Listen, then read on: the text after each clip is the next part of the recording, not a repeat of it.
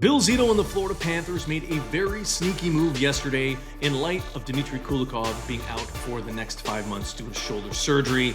They claimed a guy off of waivers. I'll tell you who that is in just a moment and why he's a good pickup. And the Cats played Detroit last night. They fell, unfortunately, 2 games in a row. They have lost on the road, but one line stepped up yesterday, reunited from last season, and it paid off immediately. Guys, we're going to get into all that in just a moment, but thank you for joining me in this episode of Panthers Digest. I am your host, Greg Andrews. Don't forget to hit that subscribe button down below. You guys need to stay up to date with anything and everything that has to do with your back-to-back Stanley Cup champion, Florida Panthers. So, with Dmitry Kulikov being out at least 5 months, it could be more, could be less, we will see. Because of having shoulder surgery to repair a slap lesion, or slap tear if you want to call it that, they have decided to pull the trigger and pick up Donovan, Sebrango. They claimed him off of waivers from Ottawa. Not a bad pickup, a good defenseman, young guy at 23 years old, big frame, about 6'2", 220-ish.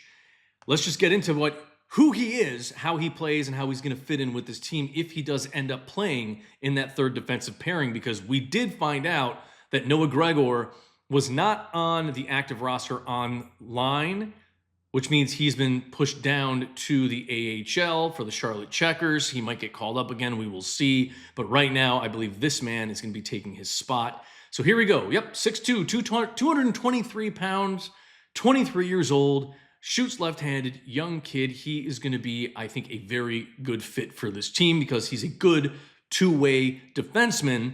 He's a good skater. He's a good passer. He's a good shooter, but he needs to improve upon that. Here we go.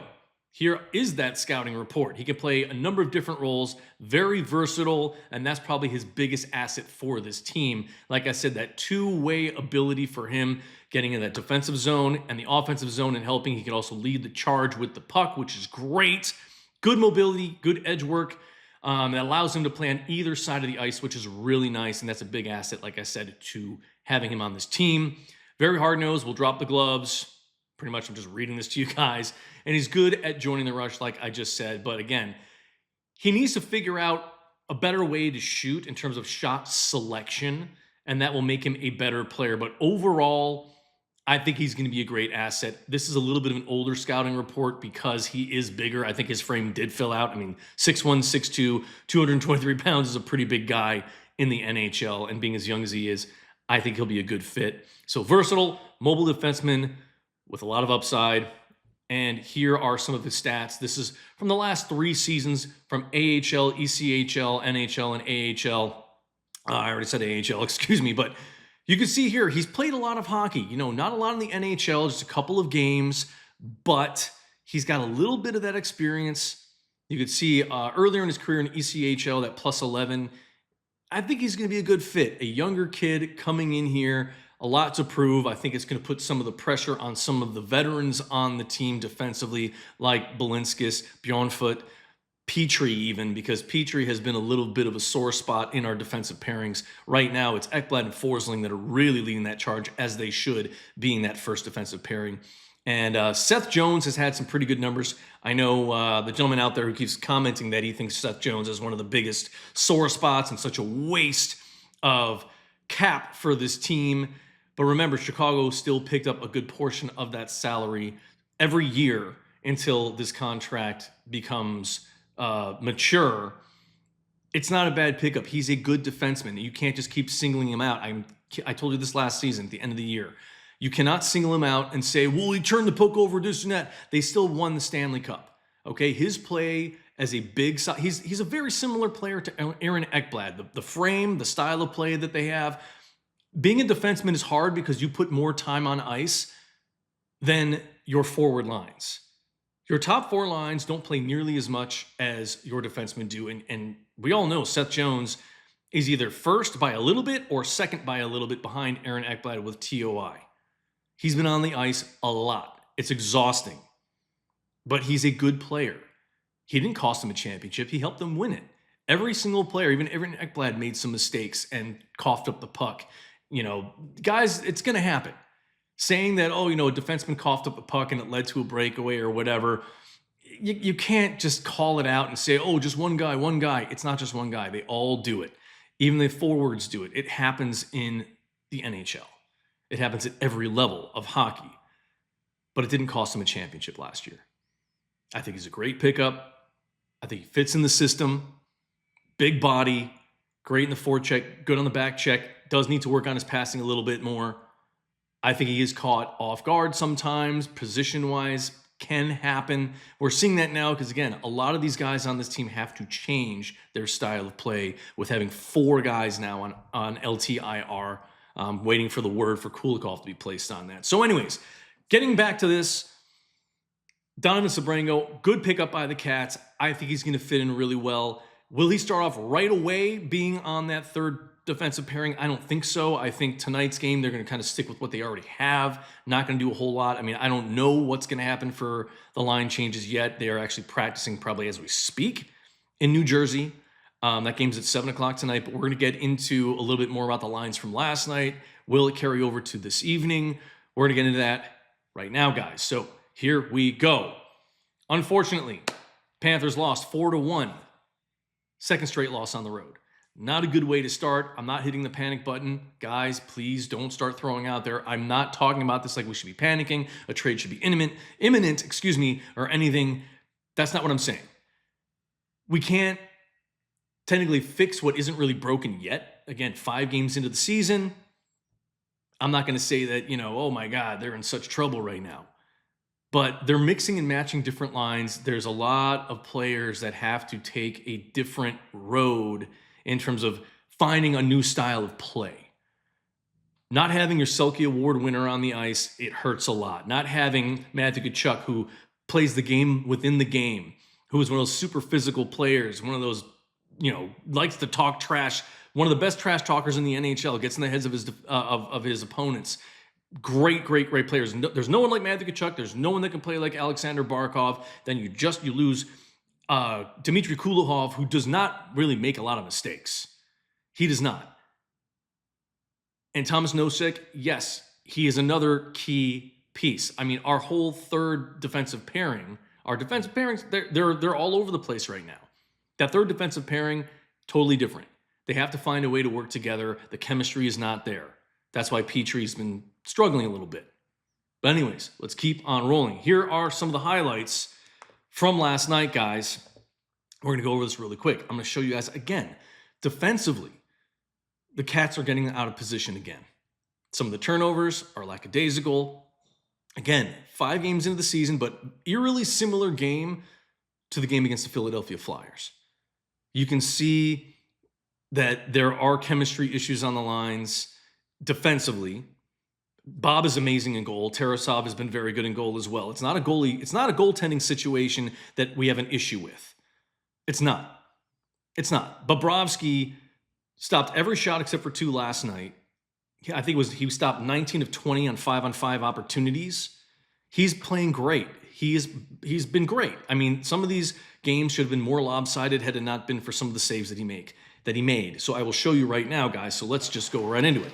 Here is another, like I said, odd man rushes, breakaways. We seem to keep letting these things happen, and that's why these teams start to pull away, or we let them back in the games. So let's keep going. Here, we have control of the puck. That's Bovequist. Ready? Watch what he does with the puck. He's got it in the corner right where it says APP. Ready? Watch where he passes. These are the plays that we cannot have happen.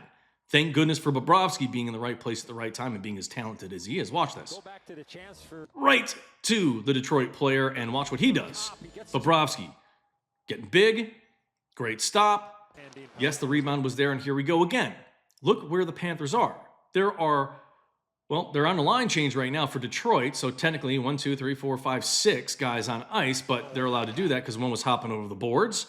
So we are now in a situation where we have a 3-on-2, which technically will be a 3-on-1. Take a look at how this develops.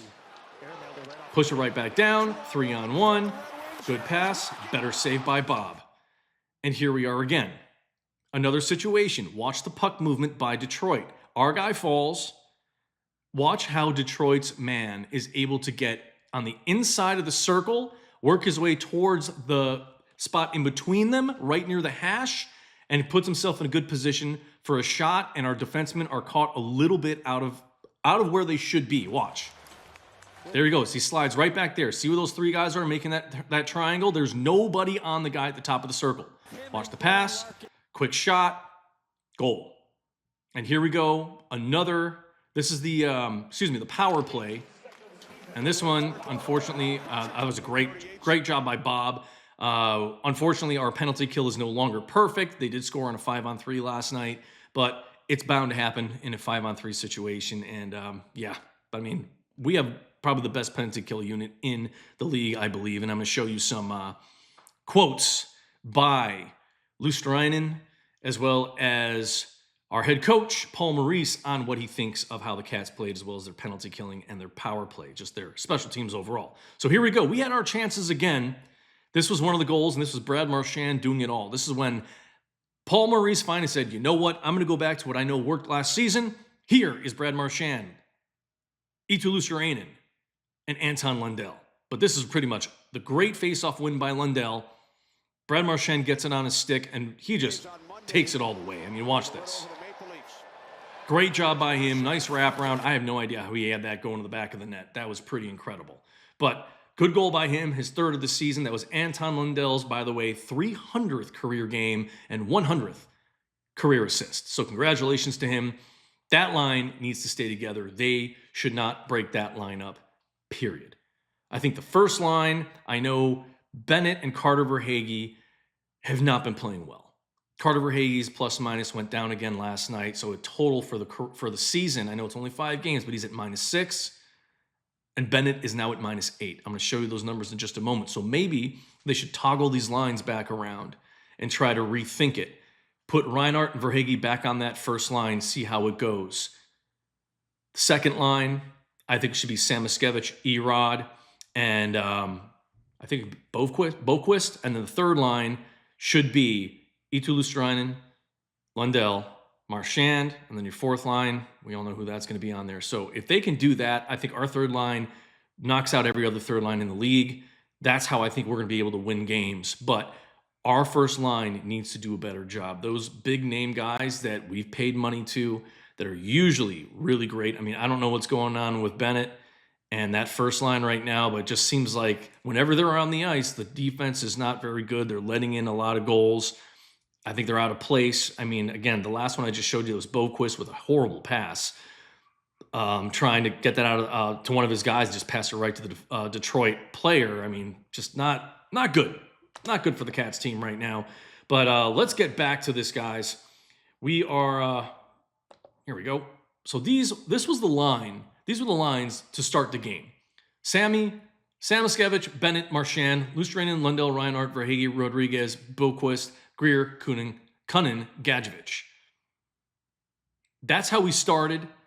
Things switched where I'm glad Paul Maurice decided to switch it up and put Brad Marchand, put him down to that second line instead, and man, did it work right off the bat, guys. So let's take a look at the numbers. We out-hit Detroit. We out-hit Philadelphia. In the face-off circle, not great, but better than than the previous game against Philadelphia. Our power play, unfortunately, didn't get one. Special teams didn't throw it in the back of the net to make it 5 games in a row. But our penalty kill, stopping 1 of 3, pretty decent job. They've been doing great. But man, the blocked shots by the Detroit Red Wings killed us. Paul Maurice even said it. He's like, that literally is probably the reason why we lost the game. Those guys put their bodies in the shooting lanes, stop the puck from getting to the goaltender, and that is the reason why Detroit was able to win that game. And I'll show you the quotes in just a moment. Let's keep on flowing here. So here are the numbers from the game. Once again, Anton Lundell, he was at 50% in the circle, 9 face-off wins, 9 face-off losses. Bennett, 50-50. He did a decent job as well, but you know, what we're looking at here is Sam Bennett at a plus-minus of 0. I think it's the first time he was actually at 0 or better this season. But Anton Lundell, Brad Marchand have been just rolling this season. They have been the spotlight, the shining spotlight on those two guys for this first 5 games. They've been great. There's Mackie Samoskevich, 0s across the board. I'd say he's playing a pretty decent style of hockey in terms of his ability to find the open man, play the two-way game, he's been good. And Eetu Luostarinen, 5 hits on the night. He was being physical. And Carter Verhaeghe, again, that plus minus at -2. It's been a rough going. I'm not going to panic yet and say, guess what? They need to do something right now. No, I am not going to say that. But here's defensively, again, Seth Jones, 25.5 minutes on ice, more than anybody else. Workhorse. And Bob, again, 0.913 save percentage, stopping 21 of 23 saves, 19 even strength saves, 2 power play saves. He is playing really solid, but he needs to get help from the guys in front of him. And these are the numbers on the season right now. Like I said, Brad Marchand, Anton Lundell have been playing their butts off. Lundell has 2 goals and 2 power play goals and a power play assist. Brad Marchand has 2 power play assists that are Anton Lundell's goals. So we look at things here. Again, the -8 for Sam Bennett, the -6 for Carter Verhaeghe. And then Gustav Forsling, Evan Rodriguez, really good numbers so far. Aaron Ekblad's doing pretty well himself. I think that defensive pairing is definitely the strong suit for us. But playing a lot, man. Playing a lot. And then Mackie Samoskevich is having a good season so far. I don't know what we're going to be looking at for the lineups today. I'm going to go into a video probably later this afternoon that goes into what are the lines going to be? Are there going to be changes? Are there not going to be changes? What is going to happen for tonight's matchup against the New Jersey Devils? Because they need a win right now. They gotta slow this thing down a little bit. I think they got to come out the gate a little bit harder. And I really do think this war of attrition is starting to take its toll on this team. The 4 losses that they have, you're starting to see it. You're starting to see not the wheels fall off, but you're starting to see the lack of chemistry, the inability to find it right now. I'm not going to say they're scrambling so much as it's just a question of, can they find the right matchups with their lines? Paul Maurice is trying everything he can. Nothing really seems to be working, but I think the first step should be keep Luostarinen, Lundell, and Marchand all together on the same line. The magic is there. The chemistry is there. Don't change anything with that. Don't fix what isn't broken. I know what he's trying to do, but I think that line needs to stay, and then you tweak the other things. I think that first, second line, you're going to have to find a way to tweak it a little bit and go from there. But right now, here are some of the graphics I want to show you guys in terms of the quotes from that game last night. This is Paul Maurice on Brad Marchand. Whatever line he goes on, they get some action. He's such a positive guy on the bench, even when things aren't where you want them. And it translates to the way he plays on the ice. Clear as day, 100%. Yes, Paul, you are correct. You're always correct, and I love the way that he phrases everything. It's awesome. And here he is on the Panthers play overall in the last 2 games. He says, I like our start tonight better than the last game. A little slow sometimes getting the puck off our stick. We had an awful lot of blocked shots in here. We didn't get the zone time either. I think we'll probably be over 5 minutes, which is good for us, but I don't think we did enough with it. And, you can see the puck's just not getting off the sticks fast enough. The passing is a little bit lackadaisical, like I said. You could see the fault in certain areas of their offense right now. Defensively, they've been doing pretty solid when they're in their zone and it's 5-on-5. But again, it's turning that puck over in the offensive zone and in neutral ice that's creating a lot of the problems for this team right now. And that's where I think they need to rely on trying to fix that, find a way to fix that, make sure the guys are not caught off guard. Some of these have happened with line changes. So we'll see what happens. And here's Eetu Luostarinen on the penalty kill in the Cats play. I think we've been really good on the kill, a lot of the same guys from last year, and it helps. We know the routes and what we're doing. I think it was the second period, this is talking about last night, where we got a little slow and soft in the second period, and they had a couple of goals, and that's pretty much it. And yeah, that's pretty much it. And, that's John Cooper. We don't need to look at that. That's from a long time ago. But anyways, guys, that's pretty much it for this episode of Panthers Digest. So they picked up a new guy. I'm not going to say they're going to make any trades yet. Again, I think it's going to be, what is the outcome of this road trip? Can they try to come back and be at 3-2? Hopefully they can. Again, a team they knew what they were getting into in Philadelphia the other night. Didn't come out well. Detroit actually has some really solid names on there, great veteran players, and they picked up their play last night and took it to the Panthers. Yes, the 2 empty netters, the game really should have been a 1-goal game, 2-goal win. If you don't want to, give them the 2 empty netters, and that has kind of been the reason why it looks so lopsided the last 2 games, but it really has not been that bad of a loss. So moving forward, let's hope they could pick it up tonight and hand a loss over to the New Jersey Devils, and we could pick up those 2 points tonight. That would be really nice because they have dropped in those standings. Right now, I believe they are 3rd or tied for 3rd or 4th because there's several teams that have 6 points at the moment. But they got to find a way to do something tonight. Something's got to give for them. And I think, again, that physical style of play like they had last season, they have to be careful now. 3 straight years of making to the Stanley Cup Finals has taken its toll. I think you're starting to see it. The Kulikov injury wasn't something that had to do with that. That's just him going hard on the boards, and he separated his shoulder. But guys are tired. A lot happened in those first 3 games, the celebrations and everything. Now they're traveling back-to-back nights. I'm putting my best foot forward here. I'm going to say I think they're going to pull out the victory tonight. Let's hope they do. Let's keep that Lucian and Lindell Marchand line together, and that's where they're going to have to look to get a lot of their points, a lot of their goals, a lot of their assists going to have to come from that line. And yeah, that's pretty much what we're looking at tonight, guys. Am I nervous? Not really. Again, too early in the season to really start getting ultra nerve-wracked and biting my nails about things. If we were 20, 30 games into the season, it'd be a different story. But we'll see what happens, guys. Let's hope we get them tonight and bring it to the Devils. And let's get that W. Let's go, Cats.